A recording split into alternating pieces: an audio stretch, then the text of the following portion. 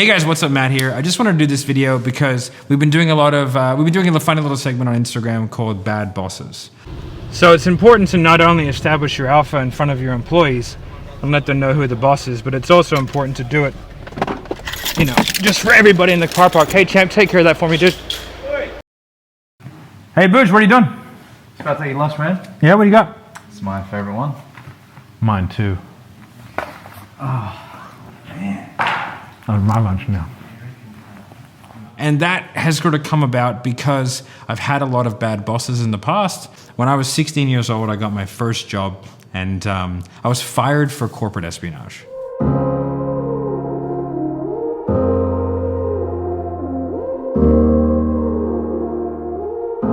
was working at a boutique ice cream store. It was in Miami, where I was going to high school at the time, and I remember I was going in there, and it was horrendous. It was we used to do 8-hour shifts for $6.25 an hour, and it was a 50s themed ice cream parlor, and they had one 50s music CD that they played on a loop for 8 hours. It went for 1 hour, so we heard every song 8 times during a shift, and because it's food, you had to clean everything, and it was a whole thing. And I remember they had all their own boutique flavors, and the guy was really into that. But he was a real kind of strange dude. And I remember I made a joke. I was a good worker, kind of did the thing. I made a joke about selling the recipe to Cold Stones or Cold Rock or, you know, one of the sort of larger competitors. I made a joke about it. And like 2 days later, got a phone call saying that I was a liability, that I was being fired for corporate espionage. Like, obviously I was just making a joke, you know, I was 16 years old, maybe I didn't make myself, you know, well enough, but he took this super seriously. And instead of having a conversation with me about it, where I could have just said, oh, I'm sorry it was in poor taste, but I was just joking, he decided to bottle that up for days at a time, and then like proceed to fairly aggressively fire a 16-year-old child, right? For literally corporate espionage. That is what was on the little piece of paper that I got when I got fired, right? Everybody, get the fuck out of here. What? What's going on? Hey guys, raise your hand if you have a job. Dad, not so fast.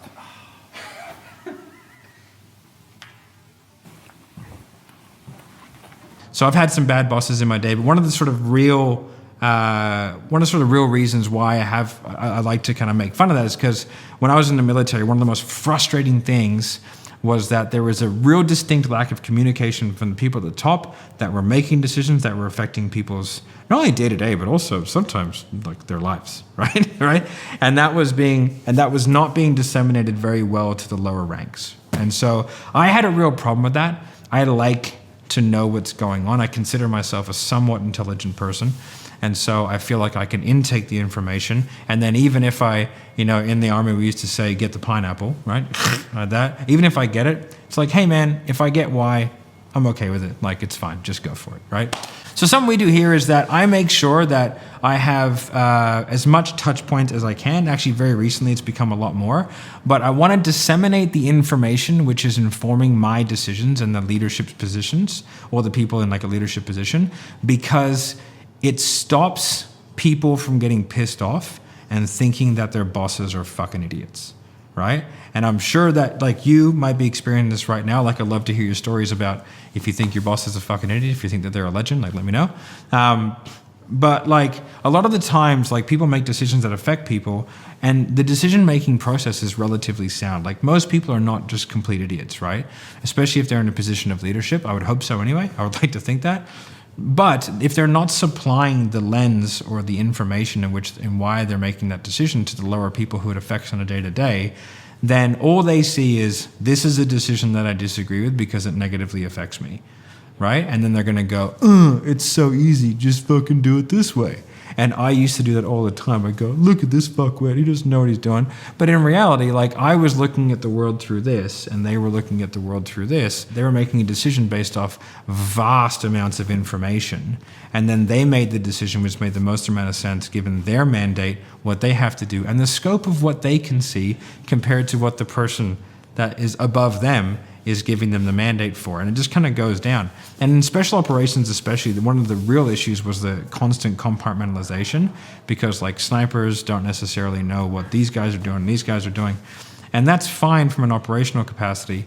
However, like when it seeps up into like, you don't need to know why, motherfucker, like, which is what I see in a lot of businesses today.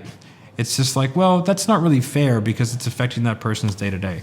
So, you know, one of the cultural things that we really try and reflect within Sales Sniper is like openness and transparency, because I don't want this like underground network of like new people or people that are lower in the organization to get this like groundswell revolution where they're like, fuck the patriarchy, right? Because like the decisions that we're making are with their best interest at heart, but sometimes it's going to negatively affect their day. And so I figure if they have my thought process and the thought process of the leadership team, then they might go, that sucks, but I get it. And that's a really good place to be, you know, in the worst case scenario of negatively affecting somebody, because at least then they know that they're being considered. And so many people, and maybe you feel the same way, just feel like their situations are not considered by leadership, their circumstances, like what they want, you know what I mean? Like what's their career trajectory? Like we should know what their potential career trajectory is. It's also one of the reasons why good people leave the military, is because like there's not many people at the top going, hey man, like where do you want to go and how do I help pull you through here? Whereas it like at my companies, like I make sure that we do that. We have a full-time dad, right? Which is actually my dad. And his job at this company is to like make sure that we don't lose young, motivated individuals by pigeonholing them in certain positions that benefit us financially, but ultimately we're going to lose them because like there's no growth trajectory for them. And that's unacceptable in my opinion. If someone's really, really good, then we need to find a place for them here in the short term and long term. One of the best guys that we have, Anthony, was the head of sales at another business. And he is phenomenal. And they lost him because he was so good at sales. If they were ever to replace him, they'd need like 3 more sales guys to just match his output. So they just pigeonholed him in that one spot. And like I recruited him, put him into a sales role, very quickly saw that this guy is a long-term fit here. Like I need to figure out a way to get this guy to stay here forever. So I had the conversation very quickly. Hey man, how much longer do you want to be in sales? This is what I feel like the next steps for you. If we can create a pathway for you to be doing this and this and this and this and making this money and not having to be on the phones all the time, is that something you want me to create? All right, cool. I need a solid year of you closing the living bejesus out of everybody, right? So I can try and systemize that, bring people underneath you and then pull you up. And he's done a phenomenal job of that.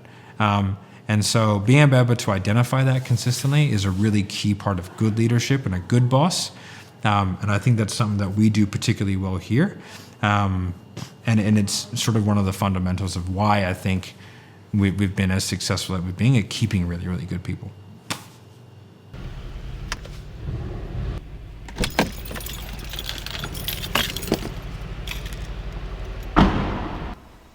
So it's important to take up a few spots, right? One of the common misconceptions is that a parking spot is meant for one car. No. It's just meant for how good the person is who has the car. I take up 3 spots because I'm 3 people good.